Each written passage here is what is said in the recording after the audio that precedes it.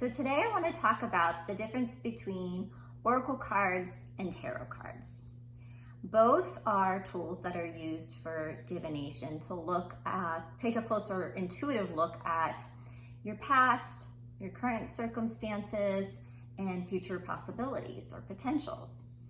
So let's take a look at oracle cards first.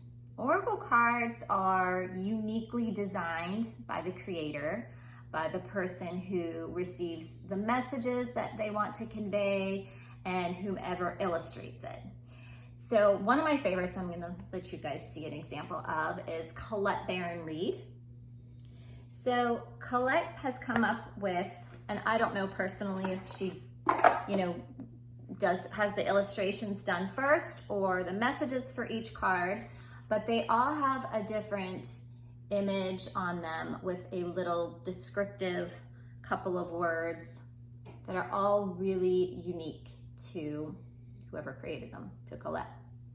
And then in your deck, it'll come with a guidebook that will give you a deeper meaning to the cards and what they mean. And I love Colette especially because her messages are very eloquently written, very deep, really easy to understand, and they're poetic to me, quite honestly.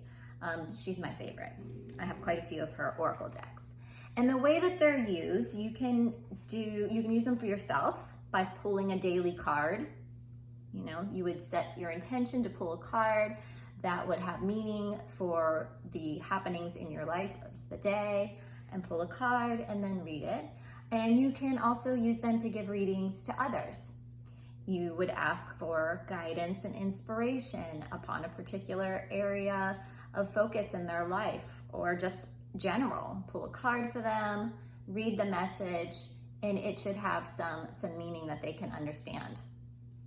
So those are oracle cards. They come in all different shapes and sizes. Seriously, you can find anything from references to crystals, to nature's elements, to anything you can think of. You can do a Google search, an Amazon search, and find whatever you're interested in.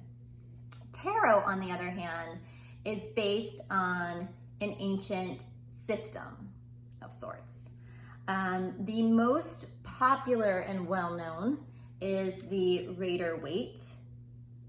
Okay, this is like classic tarot. However, there are many other interpretations of the tarot. My favorite, Housewife Tarot, uses, I would call it 50s housewife kitschy kind of illustrations to connect with the different tarot meanings, okay? So within the tarot, you have 78 cards, which is a lot. It's a lot to learn. The tarot is a lot to learn. You can use it intuitively, but if you are giving a tarot reading to somebody who's requesting a tarot reading, I would first find out what their expectations are, because the tarot cards have definite assigned meanings. And if someone is hoping to get a reading and they come to you and you intuitively read the cards instead of reading what those specific messages are, it could really throw a person. So I would just, if you're not going to use the traditional tarot meanings, I would call it an intuitive tarot reading. But anyway, you can give readings to people intuitively, or through the traditional meanings. And you can do that for yourself as well. If you just want to use the tarot for yourself and you don't want to learn all the meanings of the cards, use it intuitively by what you're looking at in the illustrations or those feelings that emerge when you're looking at the cards. But back to the traditional decks, let me show you another one. This one is not so, actually this one's not traditional at all, but I want to show you how they have interpreted it a little differently. Okay, so their illustrations are much more modern.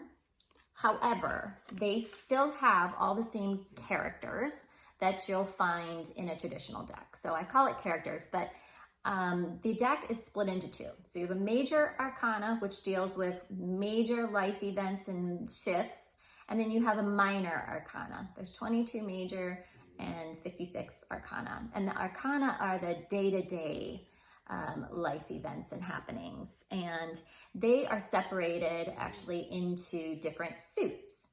You have the cup suit, which deals with emotions and relationships. You have the sword suit, which is sometimes conflicts, but deals with the intellect and issues of the mind. There's the coins or pentacles suit. Sometimes it's referred to either coins or pentacles, but that deals with finances and career. And the wand suit, which deals with creativity, also sometimes work.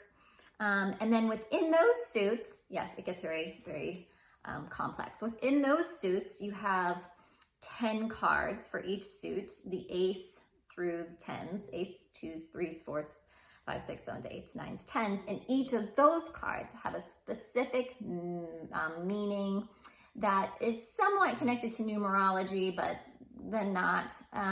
But yeah, so there's lots of meanings to learn with tarot and lots of different ways to learn it.